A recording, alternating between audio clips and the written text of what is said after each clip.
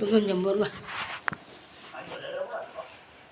மூஷிக வாகன மோதகஸ்தக சாமர கருண விளம்பிர சுஸ்தர வாமன ரூபா மகேஸ்வர புத்திர விக்ன விநாயகா பாதம் நமஸ்தே. ஸ்ரீராம் ஜெயராம் ஸ்ரீ ஜெயராம். ராமா ராமா ராமா. விஸ்வாமித்திரர் அகலியையும் கௌதமரையும் இணைத்து வைத்த பிறகு ஸ்ரீராமரையும் ஸ்ரீ லக்ஷ்மணரையும் அழைத்து கொண்டு மிதிலை நோக்கி நடக்கலானார். அப்பொழுது அவர் மனதில் ஒரு எண்ணம் ஓடியது. அதாவது பார்க்கடலில் பரந்தாமனையும் மகாலட்சுமி தரிசித்து நீண்ட நாட்களாகிவிட்டன என்ற என்னுடைய இயக்கத்திற்கு மருந்தாக தசரதரும் கௌசல்யாவும் மறுப்பு சொல்லாமல் ஸ்ரீராமனை தந்தருளியதால் நமக்கு அவரை அருகிலிருந்து ரசித்து பூசிக்கும் வாக்கியம் கிடைத்தது என்று அகமகிழ்ந்து மிதிலையை நோக்கி நடக்கலானார். அப்பொழுது மிதிலை நகரம் அயோத்தி போலவே மிகவும் அழகாகவும் நேர்த்தியாகவும் மாட மாளிகை கூட கோபுரத்துடன் மிகவும் மகிழ்ச்சியுடனும் காணப்பட்டதாம். அங்கு வாயு தேவரும் வந்து விட்டாராம்.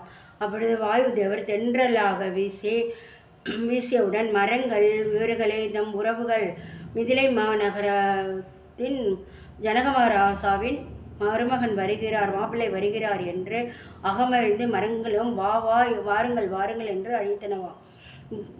மலர்களும் வழக்கத்திற்கு அதிகமாக மலர்ந்திருந்ததாம்.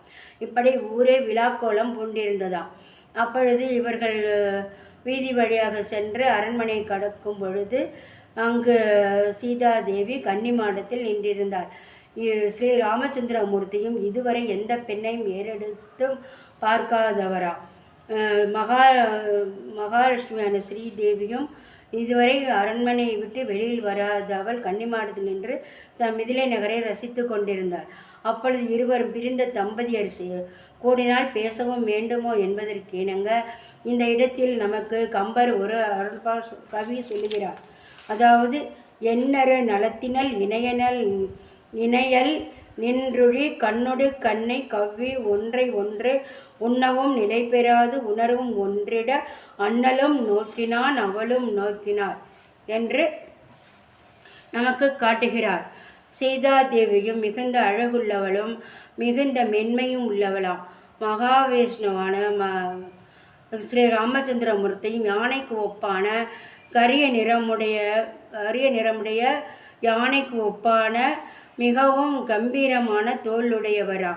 இதை அந்த மிதிலை நகர பெண்கள் வர்ணிக்கும் பொழுது ஒரு கண்ணை பார்த்தேன் மற்றொரு கண்ணை பார்க்கவில்லை, நெற்றியின் ஒரு பகுதியை பார்த்தேன் மற்றொரு பகுதியை பார்க்கவில்லை, ஒரு தோளை கண்டேன் இரு தோளை காணவில்லை, ஒரு தாளை கண்டேன் மற்றொரு தாளை காணவில்லை. அதாவது தாள் கண்டார் தாளை கண்டார் தோள் கண்டார் தோளை கண்டார் என்பது போல ஒவ்வொரு பெண்ணும் மாறி மாறி பேசிக்கொண்டார்களாம்.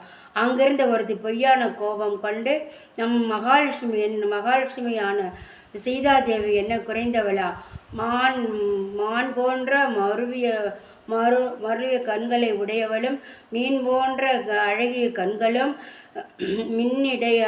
துடி இடையால் தங்கம் போன்ற மேனியனால் கண்களில் கருணை உள்ளவளாம். அப்பேற்பட்ட சீதாதேவி பார்க்கடலில் இருந்து எழுந்து வந்தவள் போல் மிகவும் அழகாக இருக்கிறார்.